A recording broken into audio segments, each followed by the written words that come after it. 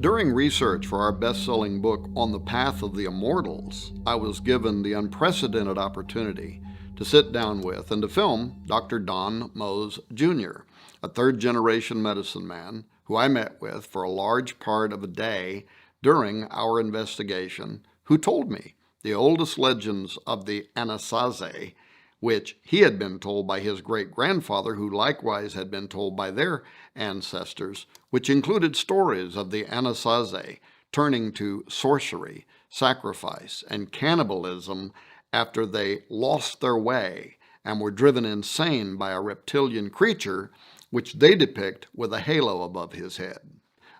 Images of that being are, by the way, included in the petroglyphs that we filmed inside the canyons, and I believe that they likely attest to the fallen reptile or reptiles of biblical fame, which also misled humanity. Anyway, as I said in the traditional Hogan at one of the Navajo schools Dr. Don Mose teaches at, he began drawing in the sand on the floor and reciting the first part of the story of the ancient Anasazi and how it had been repeated to him by his father and grandfather, who had also been told by their ancestors and so on, a legend that Dr. Mose alone had undoubtedly repeated hundreds of times before at the Navajo school. Now, since it was obvious to us that this Navajo historian was really indifferent to our camera and our recording plans, and in fact, I could tell he was really uncomfortable with us putting him on film, but thankfully, he let us proceed nevertheless. But I sat there and listened respectfully as he proceeded for nearly 2 hours to describe to this white man what's only ever been allowed a few times in history before, and that is the legendary stories of creation, of giants, of a great flood, of a reptilian deceiver, all from the voice of the nation's top medicine man. Dr. Mose even sang to us in the antiquated tongue of what I would call Old Testament history, paralleled in their earliest antiquity using the Navajo language. Now, not only did Dr. Mose substantiate the age-old and globally recorded story of those who come through portals and the impact that they have had on biblical and global history, past and present, not only did he weave Navajo Indian myths and legends seamlessly with our understanding of the 6 days of creation, the arrival of the Nephilim, and their connection to judgment by a global flood, followed by the repopulating of people around the world, and then a second incursion of the giants. But there were several instances in which, when I pushed Dr. Mose for greater detail, he would go off script, actually delineating from the official Navajo storyline to provide greater consistency between history and the way the Bible itself recorded certain events. For example, as Mose was following the official storyline, the one that you would get from the Parks Department in the four corners of the U.S., about how the Anasazi didn't disappear, but rather they slowly migrated out of the area and became the modern Pueblo Indians, I expressed doubts to Dr. Mose about that story. And he responded by grinning just a little bit and saying, well, I probably shouldn't tell you this, but, and then he proceeded to tell us the older stories that his grandfather had repeated about these mysterious people actually disappearing after they came under mind control from a reptile with a halo, this carnivorous creature, suspiciously similar to what I later described in the Path of the Immortals book as fiery seraphim, which comes from the Hebrew seraph, the Hebrew Old Testament fiery serpent, which also corresponds with a lot of other testaments around the ancient world, including the Sanskrit sarpa or sarpin, which means reptile, and so on. Now, another case in point is when I told Dr. Mose what we had learned from the Apache about cannibalistic giants and then God destroying them in a flood. And he looks right into the camera and he says, "Oh, yes." And then he reaches over and he picks up this illustrated book that he had authored that's used in the Navajo Nation schools and libraries. And he opened to show us an artist depiction of a giant that had stood between 30 and 40 feet tall. And then he starts saying there was this time when the earth was infested with such great giants and alien gods that came down and destroyed and ate the people. Some of them were in human form. Others, he said, were monsters like human-animal hybrids, which I think the Old Testament also describes.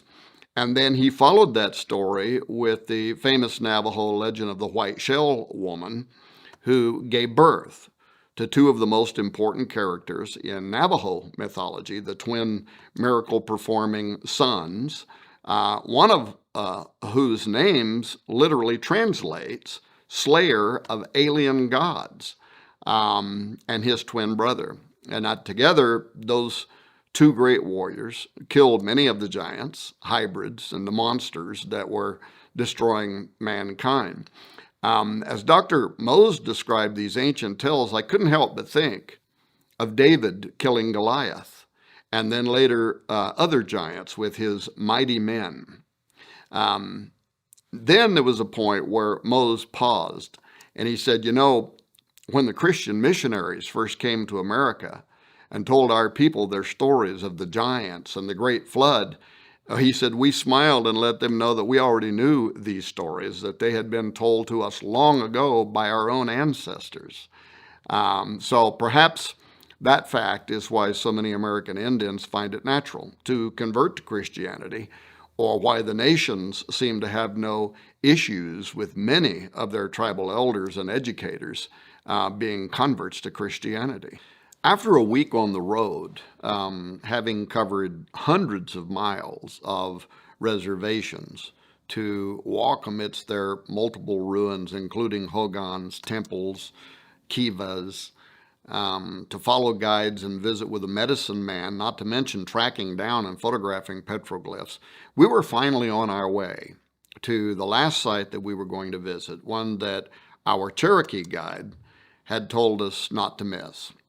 We already collected enough pictogram and logogram images from ancient rock engravings throughout the Four Corners area to make our case and to calculate for our purposes a recurring theme, which definitely seemed to match the Middle Eastern and biblical stories of portals, reptilians, fallen angels, giants, and the havoc that those creatures had played on the old world.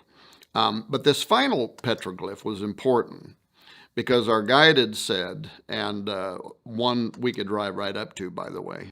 So we decided to make one final excursion, this time into Utah, 50 miles north of Moab, where one of the largest known collections of petroglyphs is located in the San Juan County.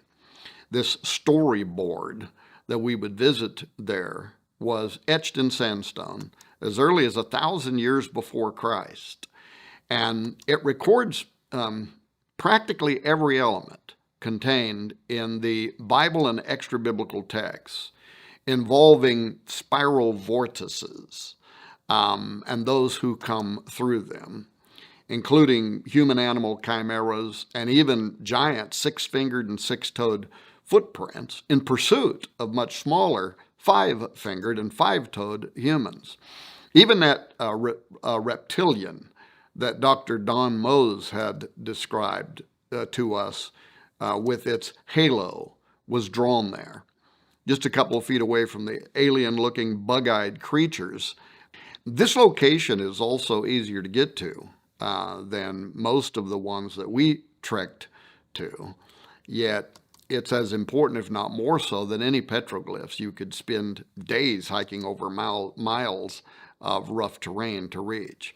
It's called the newspaper rock petroglyph, and is somewhat decipherable as to which images are older due to the fading and darkness of the earlier depictions, which are certainly the most mysterious with their alien-looking creatures and suits and what might even be some type of a flying craft.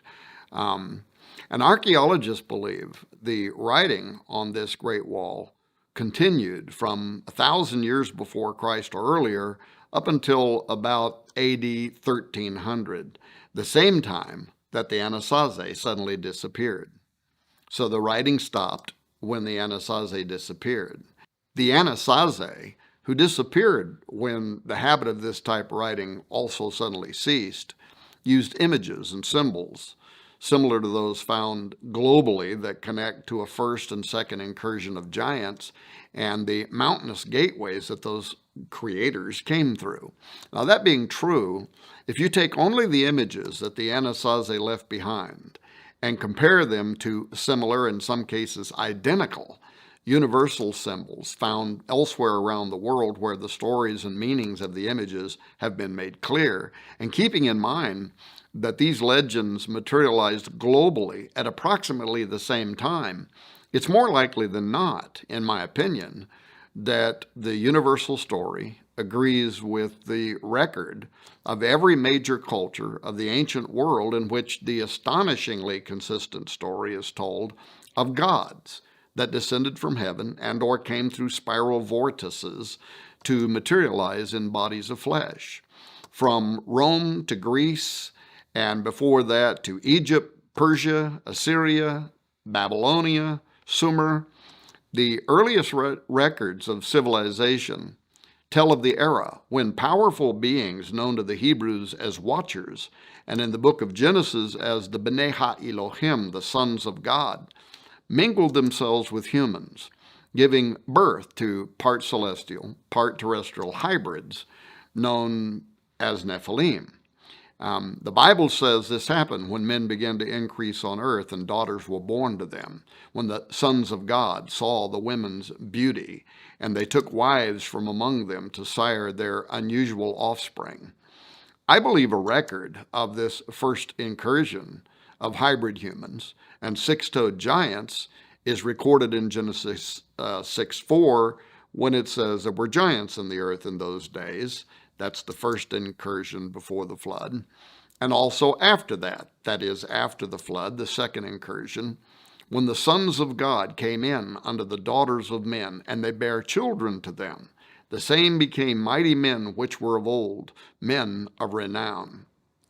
Now, note that when the Torah, that is Genesis through Deuteronomy, the first 5 books of the Bible, was written around BC 1300, this would have been the same time when archaeologists believe the Anasazi across the world from these Bible lands were drawing giant, six-toed footprints on a slab wall in Utah and facing an alien enemy, as the name Anasazi implies. When the writings in the Torah are compared with other ancient texts, including Enoch, Jubilees, Baruch, Genesis Apocryphon, Philo, Josephus, Jasher, Jubilees, and many others, not counting the accounts of the American Indian tribes on this side of the world, it's clear that this is more than a legend. It is history. It's a chronicle told through different people's methods and worldviews involving giants suddenly infesting the entire world and then being wiped out in a flood, then somehow returning in a second incursion.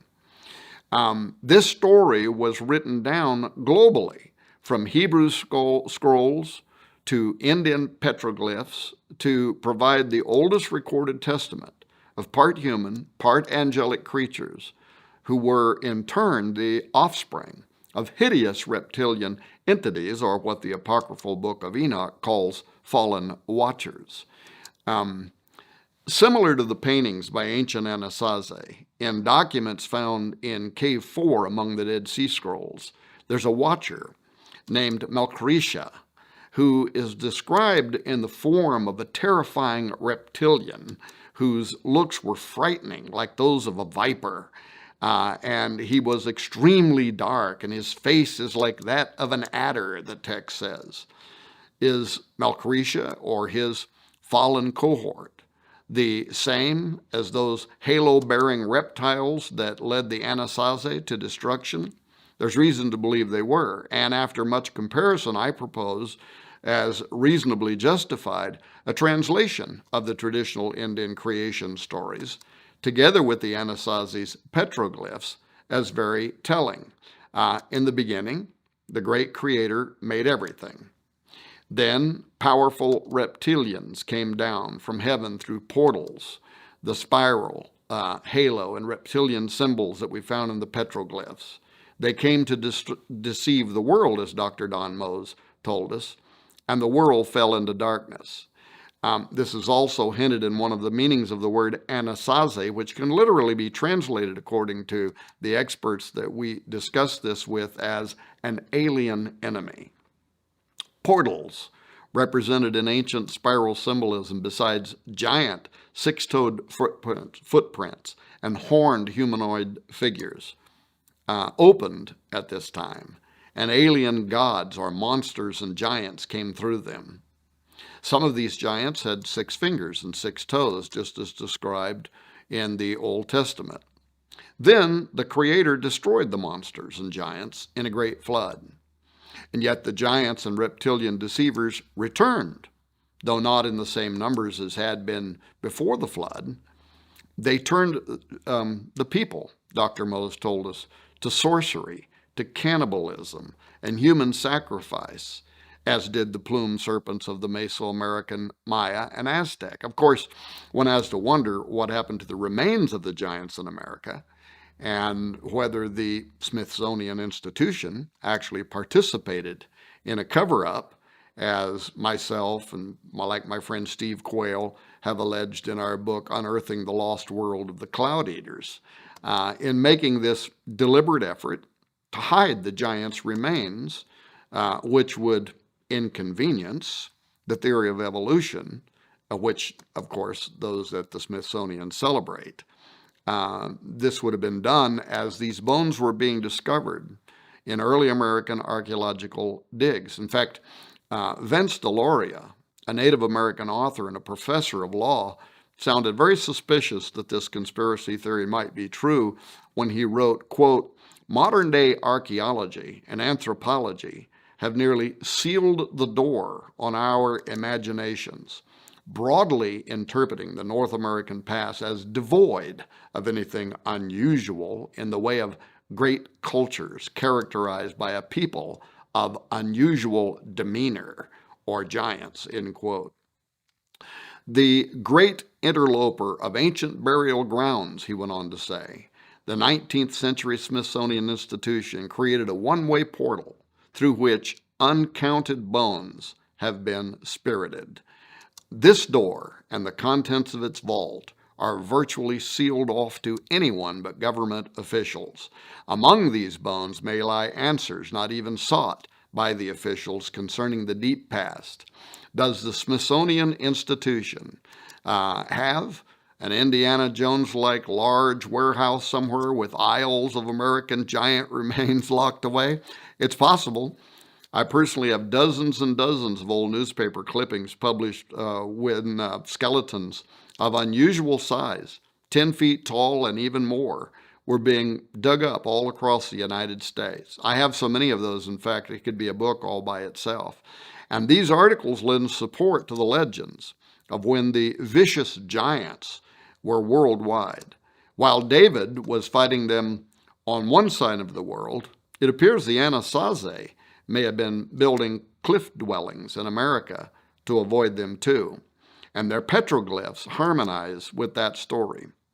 But the Anasazi evidence is not alone. Locations around the world that seem to connect to what I have called the second incursion of giants that came after the Great Flood certainly are prevalent.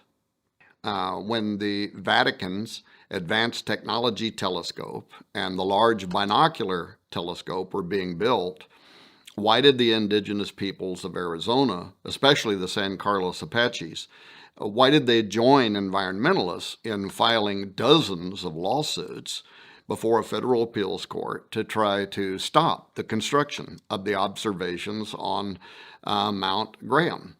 The project ultimately prevailed in favor of the Vatican and NASA after an act by the United States Congress ordered it to be done. But the question remained in our mind, why had the tribal communities fought so diligently against the construction of telescopes atop that mountain? Now, I had wrongly assumed that this was because Mount Graham was a sacred place, as in preceding generations of Native Americans had lived and died on it, and therefore it was considered holy ground, something like a graveyard. But I learned later that while that was partially true, it really wasn't the big issue. The real dispute surrounded how Mount Graham is considered one of the 4 holiest mountains in the world for the Apache and is considered sacred to all of the region's native peoples, and it is so because it is what we might call a stargate. In their mythos, a portal through which the star people have come since the dawn of time. And once we understood that fact, our suspicions as to why the Vatican and NASA had chosen that mountain in particular, even being willing to face a prolonged legal battle to build these telescopes on Mount Graham, including the largest binocular telescope in the world where the Lucifer device is kept, why would they have gone to all of that trouble? Why not just go to another mountain range and find basically the same height, the same environmental conditions? Why did it have to be that mountain? Now, we came to learn another thing, and that is that the San Carlos Apache have these preserved ancient tales concerning Mount Graham and that geography, including stories very similar to biblical chronology. These legends involve a creator, a deceiving dragon that follows, an epic flood, and even a race of giants known as the Jindupids, who were judged and destroyed by God. According to the legend, a race of Indians called the Tartans lived in the valley between Tucson and Phoenix. These were just peaceful farmers, and they prospered until one day they were invaded by the Jindupids, described as Goliaths, who were so huge they used tree limbs for toothpicks. Well, these Nephilim were led by this massive man they call Evilkin, who allegedly came from the northeast and were headed south to their home beyond the Gulf of Baja. These giants nearly wiped out the Tartans before they ran and hid themselves underground and in the mountains and prayed to Father Sun, who then threw this huge fireball that came down to the earth, seared the monstrous Nephilim into the scorched mountain rock, and wiped them out. Now, elements of that tale are obviously mythological, but it has a remarkable thematic coherence with Genesis chapter 6. The Apache creation myth is also interesting in this regard, as a particular version involves what they call the one who lives above, who descended down over the mountain in a flying disc at the start of creation. Their myth begins, in the beginning, nothing existed. No earth, no sky, no sun, no moon. Only darkness was everywhere. There's a dragon with the power of speech that turns up, bargaining with mankind, as well as supernatural gateways associated with mountains through which spirit beings have and can come. So suffice it to say that these ancient native ideas involving flying discs, flying creators, spirit guides, even owls and a talking dragon or a great serpent, and supernatural gateways tied to mountain ranges. This is something that began long before the Vatican cast its eyes on Mount Graham. Think how much these legends mirror what the Bible teaches, including the idea that mountaintops or high towers were often depicted as places where doorways into the supernatural could be opened. For instance, Nimrod of biblical fame sets out to build a tower whose top will reach into heaven, Genesis 11:4 says.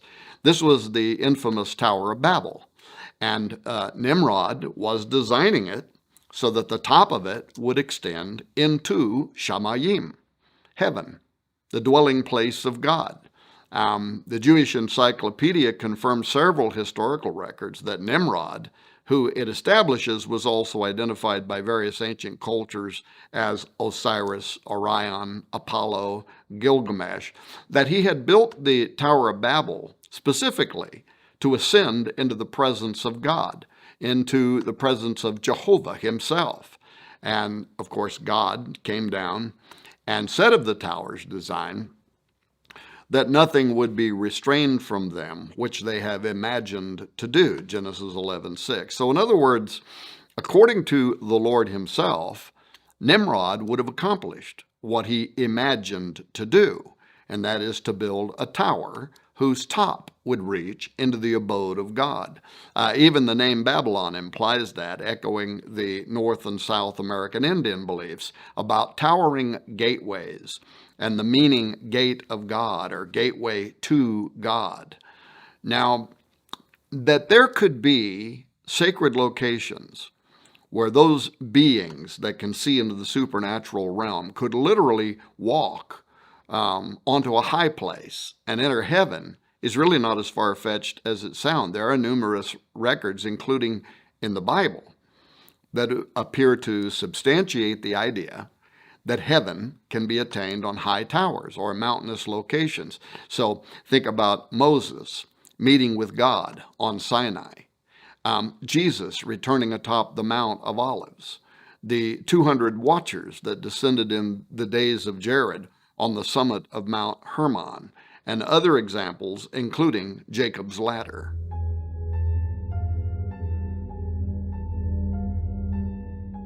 First of all, Cern's Large Hadron Collider, the LHC, is the largest single machine in the world, located on the border of France and Switzerland. Its stated purpose is to accelerate subatomic particles by the speed of light and force them to travel in a loop where they then collide in an attempt to recreate conditions that scientists believe applied during the earliest moments in the universe, the Big Bang and similar theories, whereupon the origins of all life as we know it on Earth today might be finally studied and understood. They've already discovered the so-called Higgs boson in 2012, frequently referred to as the God particle, that is said to be the single particle that makes up all matter and led to the birth of the universe. But the hunt for proof of Earth's origin is not their only focus. As Josh Peck and I discovered in our year-long investigation that resulted in the book Abaddon Ascending, and we are by no stretch of the imagination the only ones who believe this to be true, as the secular media, rife with non-believers, scientists, atheists, and skeptics of the supernatural, have also all been in a buzz over the global discussion around Cern's seemingly paranormal associations. Although Cern doesn't publicly profess to an agenda in relationship to God or Satan, evil versus good, the spiritual realm, as it would be described by Bible believers and so on, recall what some say was just a Cern ritual hoax, deity Shiva at Cern, and, well, what appears to be stabbing a woman to death in a human sacrifice. The video ends with the videographer crying out and running away, and of course, when the film became public, experts at Cern said it was all just a joke. But all this does suggest there is something more supernatural on the drawing board at Cern than what is being admitted. Even Adam Barker of Tech Bubble wrote of Cern a while back that with the LHC, Cern are expecting to find other dimensions and open portals to these dimensions. If you have the image of Stargate in your head right now, you're spot on. That's what he said. Now, Sergio Bertolucci, who is the official director for research and scientific computing at Cern, he was asked a while back about this extra-dimensional doorway, by the Register, which is a London and New York operated science and technology journal. And he didn't hesitate with an enlightening response. He said, yes, out of this door might come something, or we might send something through it.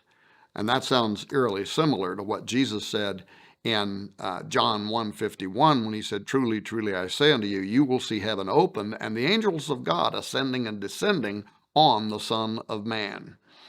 Now, prophecy in numerous parts of the Bible refer to a coming day when portals will be opened and spiritual entities are going to pass through and come to the earth. Now, if that's true, and if those verses are accepted for their literal meaning and not written off as some kind of poetic allegory, as some scholars have claimed, then the idea of Cern playing with gateways is a major concern. And if, as Cern claims, they're only out to explore space, time, matter, particles, and the origin of our known universe and planets from exclusively a scientific or Darwinian-related perspective, if their agenda is unrelated to Bible prophecy entirely, then what is it with all this mystical symbolism that they knowingly are associating themselves with? Wouldn't it be more appropriate for them just to proudly display a polished statue of a particle or some artist depiction of the Big Bang instead of the statue of Shiva? So for those who have not yet heard about this controversial piece of art that Cern proudly exhibits between buildings 39 and 40 near the main building of their operation, it stands as really the most visible and celebrated imagery behind their work, Shiva. This is the Hindu god of destruction and a symbol of Shakti, or the life force. He is known very well as the destroyer. And in fact, in 2004, the government of India, which has had a long-standing friendship with leaders behind the Cern project even before the completion of the Large Hadron Collider, they gifted Cern with this bronze work of an art depicting Shiva as Nataraja, the lord or sometimes king of the dance.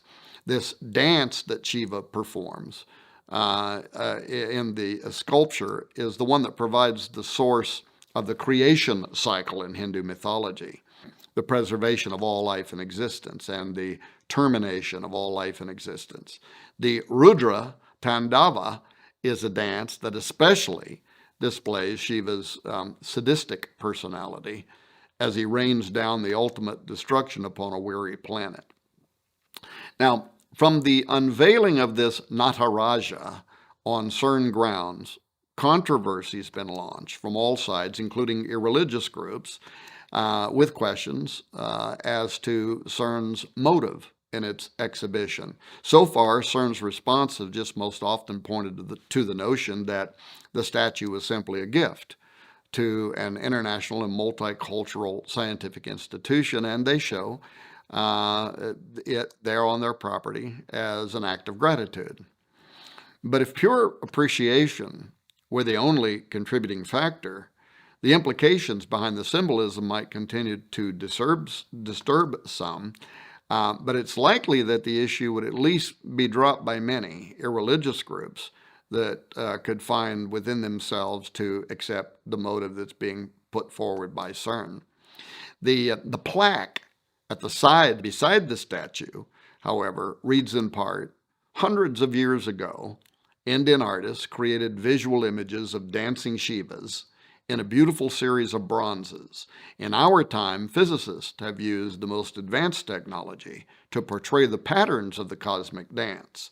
The metaphor of the cosmic dance thus unifies ancient mythology, religious art, and modern physics. So right there out in the open for all to see is a direct correlation between the Hindu perception of Shiva hundreds of years ago, which is the concept of destroyer that I explained a moment ago, and our time, unifying, quote, ancient mythology, religious art, and modern physics. Additionally, a significant section of Cern is built upon the St. Genus Poili, which is a commune in Ain, a department of France. In Roman times, the saint genus Poeli was called Apaliacum. The name Poeli comes from the Latin Apaliacum with the Latin suffix lacum, which denoted possession. But the town and a temple were dedicated there in ancient times to Apollyon, the destroyer, the Shiva Horus, if you will. Apollyon is also the angel of the bottomless pit, referred to in Revelation 9:11. And then there is a connection between Cern and the Gothard Base Tunnel, the GBT, which is the world's deepest and longest tunnel system, consisting of 2 parallel passages, each moving in a single direction on a single track.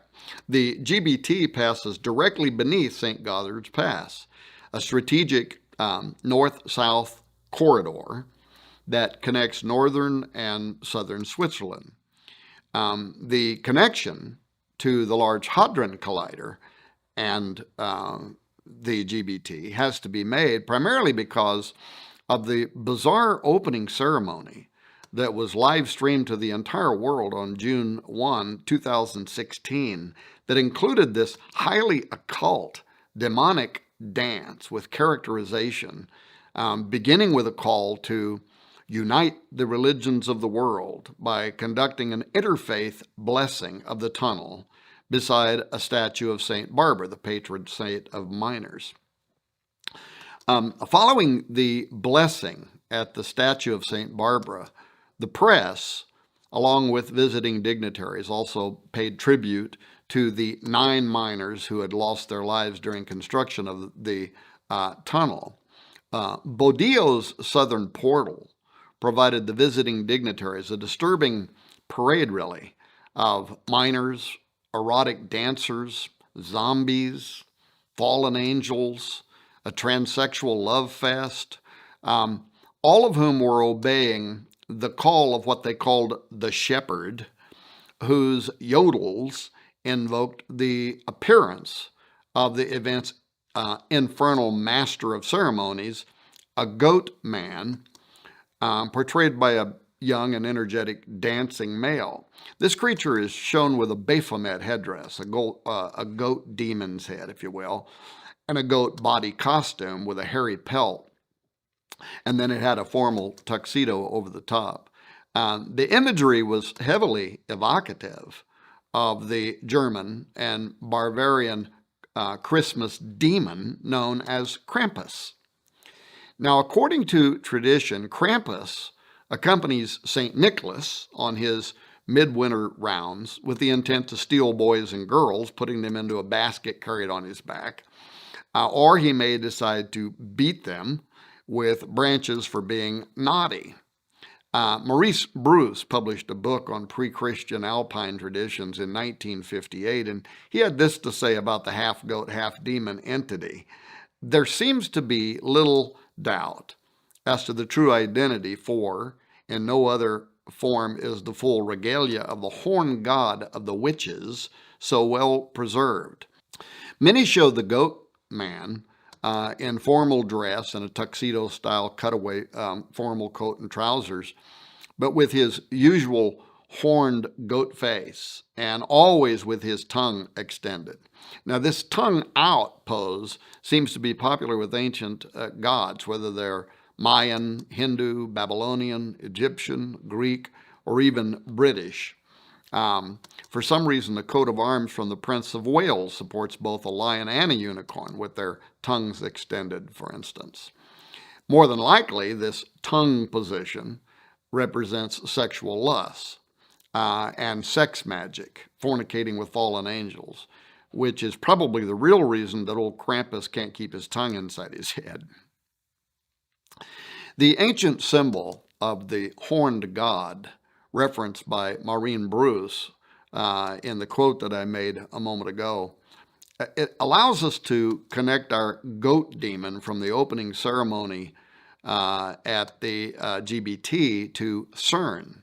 Despite the fact that the Large Hadron Collider sits 3 to 4 hours down a twisty road from the location. The horn god's circular logic and passion for human depravity, Hernunos, as is sometimes called, or Cernunos, or the Green Man of British lore, simply had to make an appearance at this occult ceremony. Josh Peck and I, and many other researchers have written extensively regarding the in-game plans for tunneling beneath the earth and smashing atoms to smithereens as nothing more than a thinly veiled attempt to open portals. But the opening ceremony at Gothard made it clear that these portals are intended to do something else, and that is to release demonic entities. The twin tunnels of the Gothard base tunnel commence with twin portals on a single track. These northward and southward journeys symbolize the death, birth, death cycle of the Green Man, who dies in the fall and winter and rises in the spring, summer. The tunnel ceremony was all about sex rights and rebirth, leading to a new world order that's a complete reversal of the Judeo-Christian design. This included the triple goddess and the horned god, along with human sacrifice and a return to pagan worship, all of which lie at the center of this nauseating ritual play, which you can probably still watch on YouTube, which commenced with the interfaith blessing and the invocation of the triple goddess. Then this shepherd arouses a horned man who struts into the scene, complete with eerie red lighting and smoke like he's rising from the abyss. That also included this creepy angel that flies down over the top of some of the miners, presumably representing the 9 who died. And then once the first phase, we'll call it the opening of the portal, concluded, the various religious and political dignitaries boarded the train and headed toward the northern terminus at Ertsfield. And note that the choice to begin in the south and end in the north represents the ascension of something to the surface, that is, the opening of the abyss. The primary performances took place on a massive outdoor stage in Ertsfield, a small city that lies within the canton of Uri in Switzerland. Uri, by the way, is a type of extinct bison, echoing the horned theme once again. So, as the dignitaries settled into their comfortable bandstand seats, a display lit up, showing what looked like a huge rock mountainside. Dancers dressed as miners climbed this rock face, and they dug into the earth, so to speak, to unveil what was beneath the earth, a great machine formed from human arms that rotated and churned into various shapes and design, many of which resembled the Large Hadron Collider at Cern. Once this opening was achieved, the miners stripped off their orange jumpsuit attire and took up arms. That is, they used staves to perform a dance routine that looked like warfare. Then once that battle concluded, a group of women joined the men, and the women are wearing only white underwear.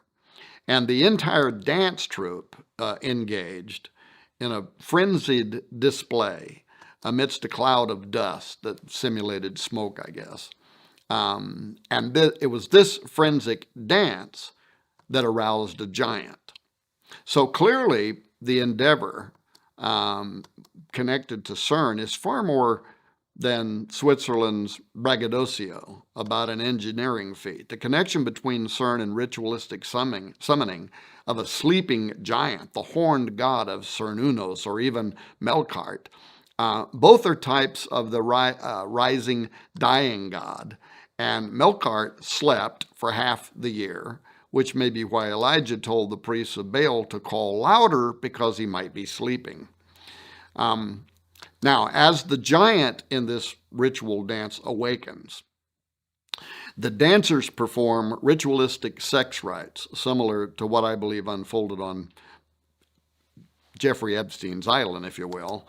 And you can read our exhaustive analysis of the symbolism behind that mind-boggling event in Abaddon Ascending.